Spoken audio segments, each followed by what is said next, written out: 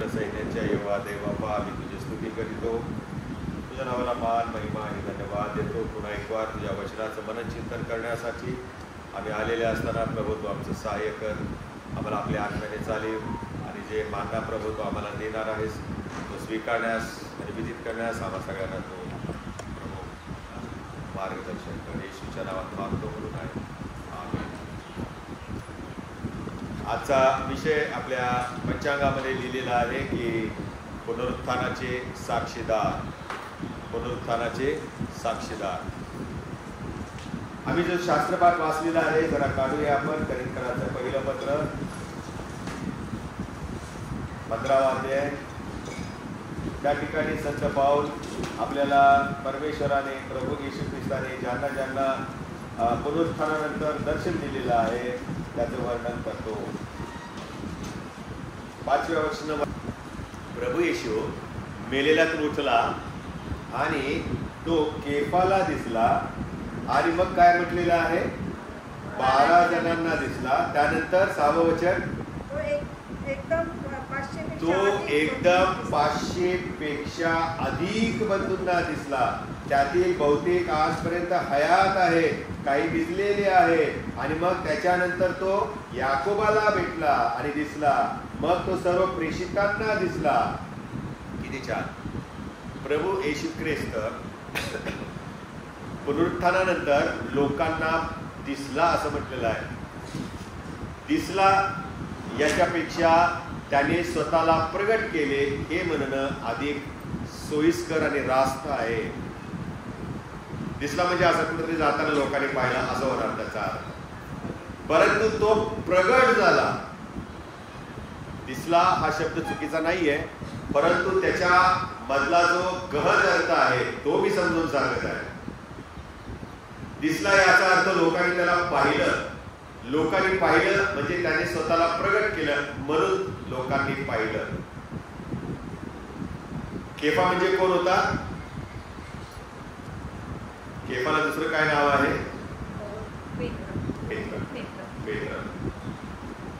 ज्याने येशूला तिथं नाकारलं त्यालाच पहिला भेटला. जो चंचल स्वभावाचा होता त्यालाच तो पहिला भेटला. जो दर्शन करणारा होता त्यालाच प्रभू पहिला भेटला. आणि मग केफाच्या नंतर तो 12 शिष्यांना भेटला असं म्हटलेलं आहे. आणि मग त्याच्यानंतर पुढे आम्ही वाचतो प्रियानो, 500 लोकांना तो दिसलेला आहे. 500च्या नंतर अनेकांना तो दिसला. अनेकांनी पाहिलं, मग याकोबाने पाहिलं, प्रेषितांना दिसला. आणि ज्यांनी ज्यांनी येशूला पाहिलं ते सगळे परमेश्वराच्या दृष्टीने आशीर्वादित ठरले आणि त्यांनी जे पाहिलं ते लोकांना सांगण्यास सुरुवात केली. म्हणजे जे पाहिलं जे अनुभवलं त्याचे साक्षीदार हे लोक झाले. आणि म्हणून पुनरुत्थानाला आपण म्हणतो प्रभू उठला आहे. कोणीतरी म्हणतं खरोखर उठला आहे. आणि तिसरा काय म्हणतो, मी त्याला पाहिलं. किती लोकांनी हे सांगितलं, मी त्याला पाहिलं. कमी लोक बोलत होते, मी ऑब्झर्व करत होतो.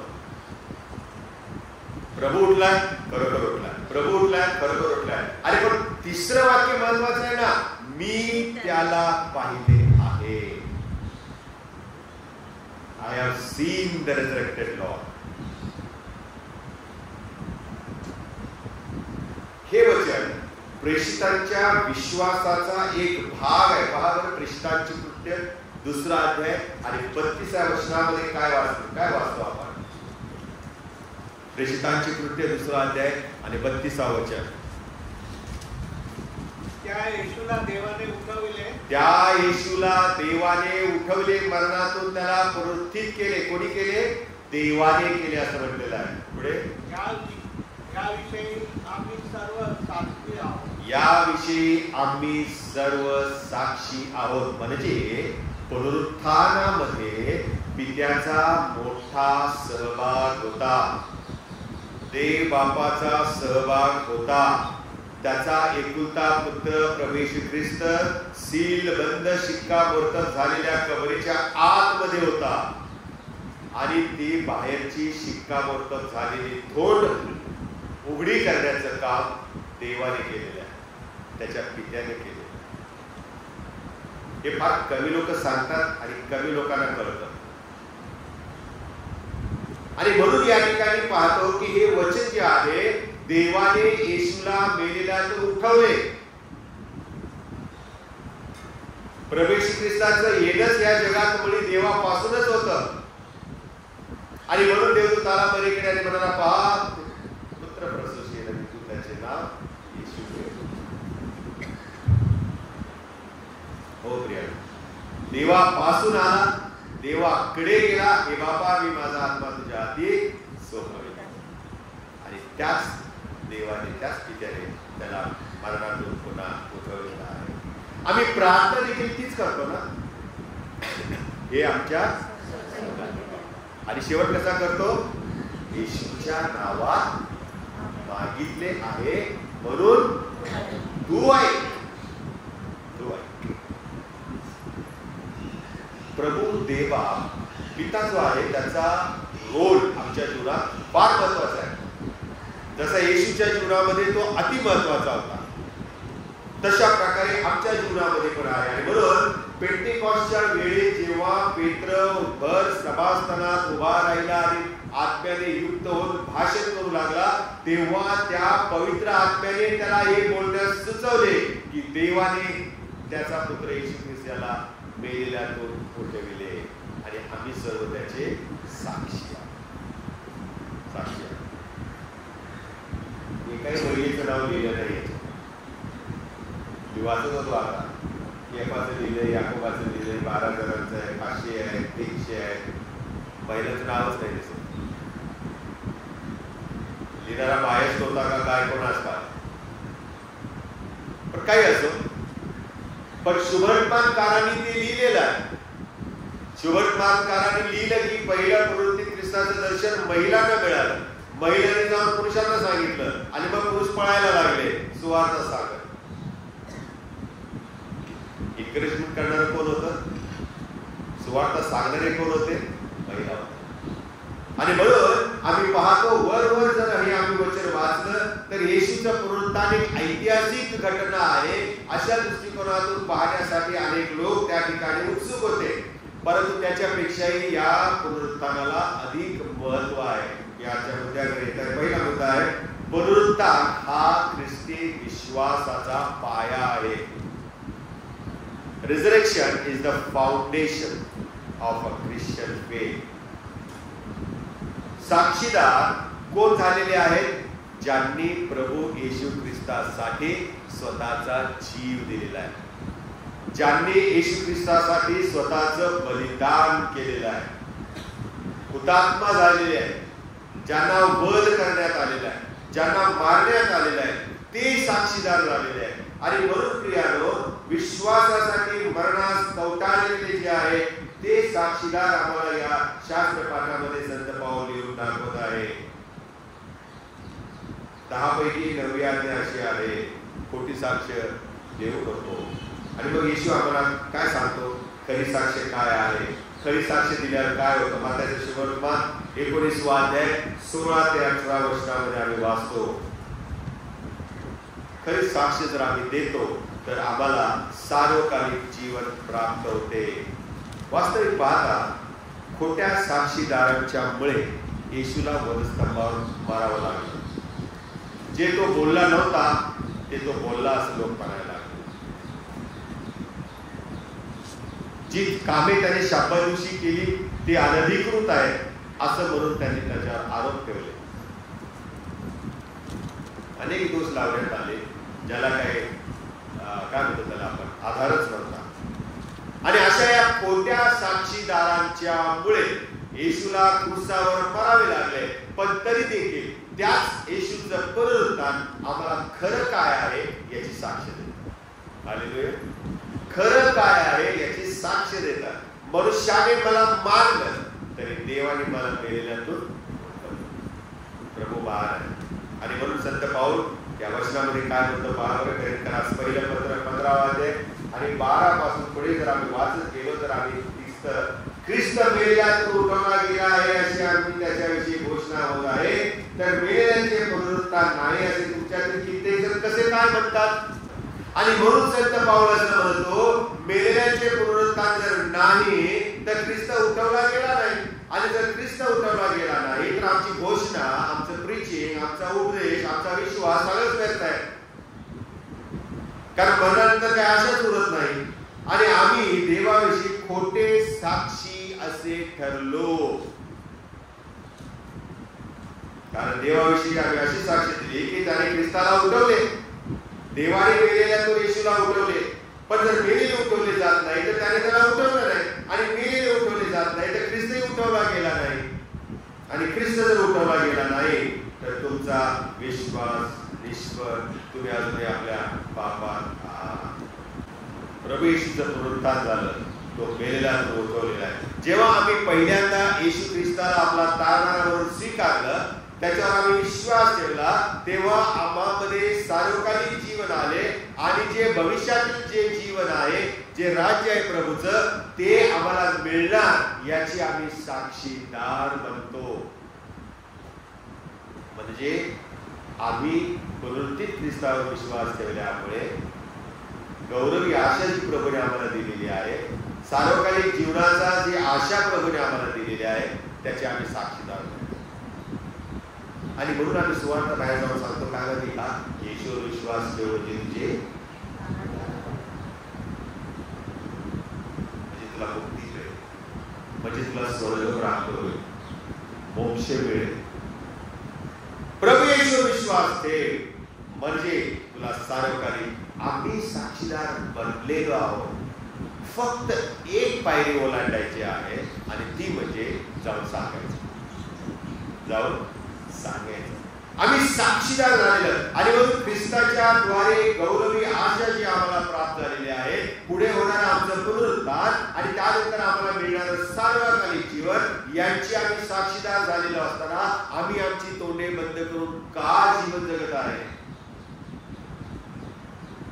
संकट समयी ज्यावेळेला आमच्यावरती प्रसंग येतो, संकट येतं, अडचण येतात, त्यावेळेला आम्ही खरे साक्षीदार आहोत की खोटे साक्षीदार आहोत हे कळतं. हे कर्तव्य आहे. आणि जे संकटामध्ये देखील देवाने त्यांच्यावर केलेलं प्रेम, देव त्यांच्याशी असलेला विश्वास जो आहे, त्याच्यावरती जे ते अवलंबून असतात, ते खरे साक्षीदार आहेत.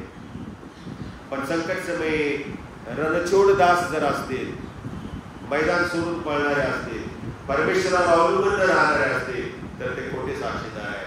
They have not experienced the life that is in resurrected Christ. पुनरुत्थित ख्रिस्तामध्ये असलेल्या जीवनाचा त्यांना अनुभवच मिळाला नाही. आणि म्हणून आम्ही देवाबद्दलच्या चुकीच्या ज्या गैरसमज जे आहेत, ते गैरसमज आम्ही काढून टाकले पाहिजे, ते गाळले पाहिजे आणि इतरांशी आम्ही समेट केला पाहिजे. त्यांच्या विश्वासूपणाबद्दल त्यांची देव प्रशंसा करेल.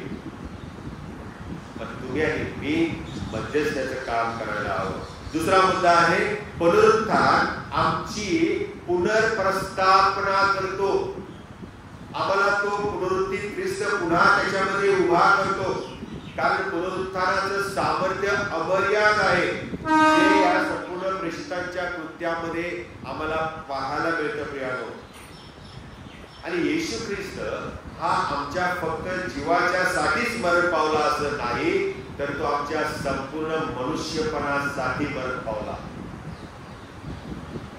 He has died for the whole man, the whole human.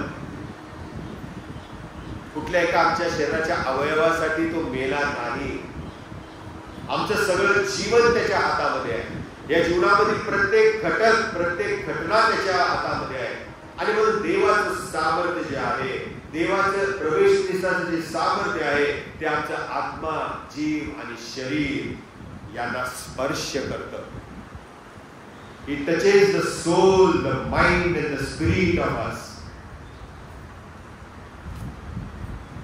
आणि जे भक्त हृदय आहेत, जे रिकाम्या अंतःकरणाचे आहेत, जे हरवलेले आहेत, त्या लोकांना प्रभू येशू ख्रिस्त पुन्हा प्रस्थापित करतो. आमच्या जीवनामध्ये, आध्यात्मिकतेमध्ये असंच होतं प्रिया. जेव्हा आम्ही प्रभूपासून दूर जातो तेव्हा प्रभू आम्हाला उचलून पुन्हा प्रस्थापित करणारा परमेश्वर. हालेलुया. तो असं नाही म्हणत चुकलाच जा, जर काय कामाने जर किती प्रेम केले तर तू असाच जा, मी दुसरीकडे बघतो, असं नाही करत. आम्हाला तो शेवटपर्यंत संधी देत असतो. आणि आमचं तारण जे आहे, आमची जी मुक्तता आहे, पापावर विजय मिळवण्याची जी शक्ती आणि तयारी आहे, ही क्रिया सतत सतत चालू असते. मुद्रित काळावर फिलिप्पीकरास पत्र 2 अध्याय 12 वचनामध्ये काय लिहिलेलं आहे? फिलिप्पी 2:12. माझ्या प्रिय बंधूंनो, जे तुम्ही सर्वदा आज्ञापालन करीत आला आहात, ते तुम्ही जवळ असता केवळ नव्हे तर विशेष करून आता म्हणजे मी जवळ नसतानाही भीत व कापत आपले तारण साधून घ्या.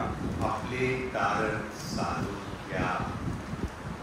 पाऊल म्हणतो, मी तुमच्या जवळ असो किंवा नसो, परंतु भीत थरथर कापत परमेश्वराचं जे तारण तुम्हाला आलेलं आहे ते तारण तुम्ही साधून घ्या. ही तारणाची प्रक्रिया चालूच आहे. असं नाही की वधस्तंभावर तारण दिल्याने संपलं. ते आमच्यापर्यंत चालत आलेलं आहे. जो कोणी ते तारण स्वीकारतो त्याच्या पातकांची क्षमा होते. संकट समयी आपण स्वतःचं पुनर्प्रस्थापन करणं गरजेचं आहे. जसं नाकातोंडात पाणी आल्यावरती स्वतःचा जीव वाचवण्याचा प्रत्येक व्यक्ती आणि जनावर प्रयत्न करतं, तशा प्रकारे आम्ही देखील संकट आलेलं असताना, अडचण आलेली असताना, समस्या आलेल्या असताना स्वतःचं जीवन पुनर्प्रस्थापित करणं गरजेचं आहे. कारण प्रियानो, जुना आदाम जो आहे, हा जुना आदाम आम्ही गाळून टाकलेला आहे. नवीन आदाम जो ख्रिस्त आहे तो आमच्या मध्ये आहे. आणि त्या ख्रिस्ताला धरून आम्ही जेव्हा चालतो तेव्हा या जगाचा जो पोकळ डांबडौल आहे आणि जे खोटे विचार आहेत ते आम्ही काढून टाकतो आणि आमची मने प्रभू येशू ख्रिस्ताच्या वचनानुसार नवीन करतो. हे वचन माझ्यासाठी, कोणासाठी आहे? माझ्यासाठी. The word of God is very personal. It is for me. आणि जेव्हा प्रत्येक व्यक्ती असं म्हणते की माझ्यासाठी आहे, तेव्हा प्रत्येक व्यक्ती सुधारू लागते आणि प्रगतीच्या मार्गावरती चालू लागते. पण जेव्हा मी म्हणतो हे त्याच्यासाठी आहे, हे तिच्यासाठी आहे, संपलं.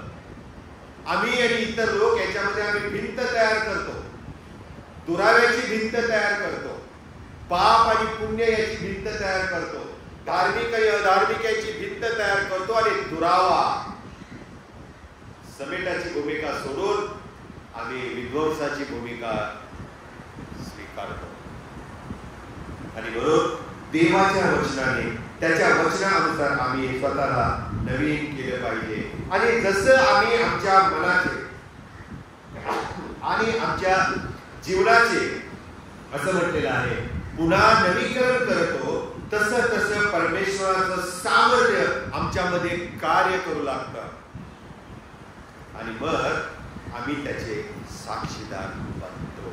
आणि मग आम्ही म्हणतो की प्रभू उठला आहे, खरोखर उठला आहे, मी त्याला पाहिले.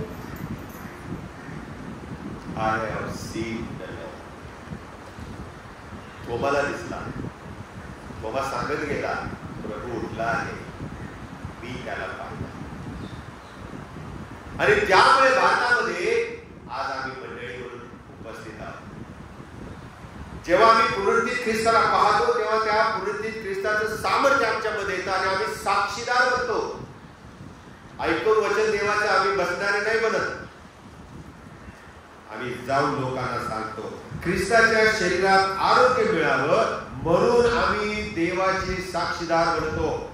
ज्या वेळेला आम्ही अशी सुवार्ता सांगू लागतो त्यावेळेला लोकांचं जीवन बदलू लागतं, मंडळीतल्या लोकांचे विचार बदलू लागतात, शुद्ध मन तयार होतं आणि लोकांना आरोग्य प्राप्त होतं. म्हणून काय म्हटलेलं आहे? आनंदी हृदय सर्वात उत्कृष्ट औषध. येशूचं पुनरुत्थान आम्हाला आनंद देणारा पुनरुत्थान. आणि जेव्हा तो पुनरुत्थित ख्रिस्त माझ्यामध्ये येतो आणि मी साक्षीदार बनतो, तेव्हा त्या पुनरुत्थित ख्रिस्ताचा आनंद मी शेअर करतो, इतरांना देतो. आणि ते साक्षीदार बनतात. ज्यांना दुःख आहे, ज्याच्या जीवनामध्ये वेदना आहे, ज्याच्या जीवनामध्ये स्वतःला धोका दिसत आहे, ज्याच्या जीवनामध्ये एकाकीपणा आहे, ज्याच्या जीवनामध्ये बहिष्कृतता केल्याचा अनुभव आहे, अशा लोकांना परमेश्वर जवळ पहिल्यांदा करतो. त्यांच्या जीवनामध्ये तो कार्य करतो आणि पुनरुत्थित ख्रिस्ताचे साक्षीदार त्यांना तो बनवतो. प्रभूला असे लोक हवे आहे. आणि पुनर्प्रस्थापित होण्याची जी वेळ आहे, ही जी प्रोसेस आहे प्रियानो, ही अशा साक्षीदारांच्या साक्षीतून होते. पुनरुत्थित ख्रिस्त जर आमच्यामध्ये असेल, हे बुक उघडेल आणि आम्ही पुनरुत्थित ख्रिस्ताचे साक्षीदार बनतो. ख्रिस्त बरं करणारा परमेश्वर आहे हो. तो मेलेल्यांचा देव नाही, तो जिवंतांचा आहे. आणि म्हणून तो ह्या त्याच्या शरीराला, मंडळीला सुवार्ता सांगणं आणि इतरांना मदत करणं याच्यासाठी प्रोत्साहन देतो. म्हणून पुनरुत्थित ख्रिस्तच म्हणाला, जा सर्व सृष्टीला सुवार्तेची घोषणा. हे वचन आधी आले का 3.5 वर्षाच्या त्याच्या सेवेमध्ये?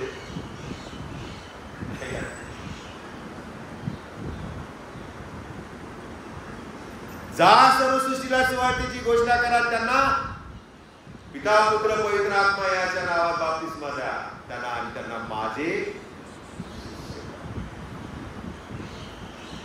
प्रवास सोपा नाहीये, सुवार्ता सांगणं तेवढं सोपं नाहीये प्रियानो. पण तो सोपा तेव्हाच होतो प्रवास जेव्हा आम्ही ऐक्याने एकत्र राहतो. पिता पुत्र पवित्र आत्मा यांच्या सोबत आमची सहभागिता असते. आणि जे साथीदार आहे, साक्षीदार आहेत, त्या साक्षीदारांच्या सोबत ज्यांनी आमच्या जीवनामध्ये कार्य केले त्यांना घेऊन जेव्हा आम्ही प्रभूचं काम करतो, तेव्हा आमचा अवघड वाटणारा हा आध्यात्मिक जीवनाचा प्रवास सोपा होतो, सोयीस्कर होतो. त्यांच्या आरोग्याच्या, त्यांच्या पुनर्प्रस्थापनेच्या आम्ही साक्षी आहोत. आणि आम्हाला आमच्या जीवनामध्ये आव्हान देणाऱ्या अनेक गोष्टी असतात आणि त्या प्रत्येक वेळेला आम्ही साक्षीदार म्हणून प्रभूचं गौरव करणारे असले पाहिजे. तिसरा मुद्दा आहे आणि तो म्हणजे पुनरुत्थान. मी पहिलं सांगितलेलं आहे की पुनरुत्थान जे प्रभू येशू ख्रिस्ताचं झालं हा पाया आहे. दुसरं आम्ही पाहिलं पुनरुत्थान आमची पुनर्प्रस्थापना करतं. आणि तिसरं आहे पुनरुत्थान हे आमच्या जीवनाकरता सामर्थ्य आहे. The resurrection of Christ is the power of God. देवाचं सामर्थ्य आहे. कारण आमचा देव हा आउटडेटेड देव नाही, तो जुना झालेला नाही, तो आजही तसाच आहे. एव्हर लास्टिंग, अनंत काळासाठी आमचा देव तसाच आहे. आणि म्हणून प्रियानो हे वचन आजही आपणास लागू आहे. फिलिप्पीकरास पत्र 3 अध्याय 10 वचन वाचूया आपण. फिलिप्पीकरास पत्र 3 अध्याय 10 वचन मोठ्याने वाचूया. हे अशासाठी की तो त्याच्या पुनरुत्थानाचे सामर्थ्य व त्याच्या दुःखाचे भागीपण ही मी त्याच्या मरणाला अनुरूप होऊन समजून घ्यावी. पुनरुत्थानाचे सामर्थ्य आम्ही समजून घ्यावे. हो प्रिया, ईस्टर झाला, सोनाकराचे डबे दिले, काम झालं असं नाही. त्या पुनरुत्थित ख्रिस्ताचं सामर्थ्य जे आहे ते सामर्थ्य आम्ही समजून घेतलं पाहिजे. देव जसा आहे तसा आम्ही समजतो. त्यावेळेला मग आम्ही पाहतो आमच्या अवतीभोवतीच्या ज्या गोष्टी आहेत त्यामधून आम्ही देवाचं ज्ञान प्राप्त करतो आणि आम्हाला ते मिळतं. त्याच्याकडे आम्ही निगेटिव्ह दृष्टिकोनातून पाहत नाही. जेव्हा आमचं जीवन जगणं मुश्किल होतं, जेव्हा वैवाहिक जीवनामध्ये आमच्या समस्या येतात, जेव्हा आमची लेकरं आमच्या हाताबाहेर जातात, अशा प्रत्येक अशक्य वाटणाऱ्या गोष्टीच्या वेळेला जर आम्ही देवाला ओळखणारे असो तर आम्ही त्या प्रत्येक गोष्टींच्या मात करू शकतो. देवाचे मार्ग आम्ही अनुसरले पाहिजे आणि तो मार्ग म्हणजे येशू ख्रिस्त आहे. आणि म्हणून येशू असं म्हणाला, मार्ग सत्य आणि जीवन. आमच्या ऐक्यासाठी, आमच्या आरोग्यासाठी आम्ही प्रार्थना करायला हवी. तेव्हा आमचे यामध्ये, आरोग्यामध्ये आणि ऐक्यामध्ये आमची पुनर्प्रस्थापना होणार आहे. आम्ही रोवले गेलेले होणार आहोत. आणि जेव्हा आम्ही विश्वासणारे असे एक होऊन साक्षीदार बनतो तेव्हा ख्रिस्ताच्या पुनरुत्थानाचं सामर्थ्य आमच्यामध्ये येतं आणि आम्ही देवाचं काम करू लागतो. मंडळीमध्ये आद्य हेच झालेलं आहे. पहिल्या मंडळीत हेच झालेलं आहे. 12 प्रेषित होते, त्यांच्या त्या छोट्याशा गटामध्ये हेच झालेलं आहे. ते ऐक्याने प्रार्थना करण्यामध्ये तत्पर होते आणि परमेश्वराचा आत्मा त्यांच्यावर उतरला. पुनरुत्थित ख्रिस्त त्यांच्यामध्ये प्रगटला. त्याने त्यांना आत्मा दिला, पवित्र आत्मा दिला, फुंकर घातली, सामर्थ्य दिलं आणि ते देवाचं काम करू लागले. लोकांनी ज्या वेळेला त्यांना पाहिलं की अरे हे येशू सारखं काम करत आहेत, तेव्हा ते म्हणाले हे ख्रिस्ती आहे. काय म्हणाले? हे ख्रिस्ती आहे. हे जगाचे उलटा पालक करणारे आहेत. परमेश्वराने आम्हाला त्याच्या सैन्याच्या छावणीत ठेवलेला आहे. आम्हाला युद्ध करायचं आहे, त्या सैतानाशी युद्ध करायचं आहे आणि त्या सैतानाशी युद्ध करत असताना आम्ही जिंकावे म्हणून आमच्या जीवनामध्ये ही जी लढाई चालू आहे त्यामध्ये प्रभू आम्हाला एक चांगला आणि उत्तम असा सैनिक असा तयार करत आहे. त्याच्या स्वर्गीय राज्यासाठी तो आम्हाला मानसिक बळ देतो, तो आम्हाला भावनिक बळ देतो, तो आम्हाला आध्यात्मिक शक्ती पुरवतो आणि आम्हाला तो मजबूत करतो, ज्यामधून सैनिक आणि योद्धा म्हणून आम्ही त्याच्या राज्यासाठी लायक ठरू शकतो. आणि म्हणून परीक्षा होत असताना याकोब असं म्हणतो, कोणी म्हणू नये की परमेश्वराने मला मोहात टाकले. प्रभू आमचा महान आहे. जर प्रभू आमच्या सोबत नसेल तर आम्ही पुढे जाऊ शकत नाही. देवाच्या वचनामध्ये अनेक उदाहरण आहेत.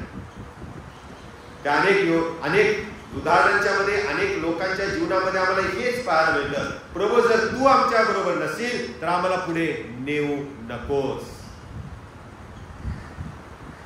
आणि म्हणून आमचा येशू हा इमॅन्युअल आहे, आमच्या संगती राहणारा देव.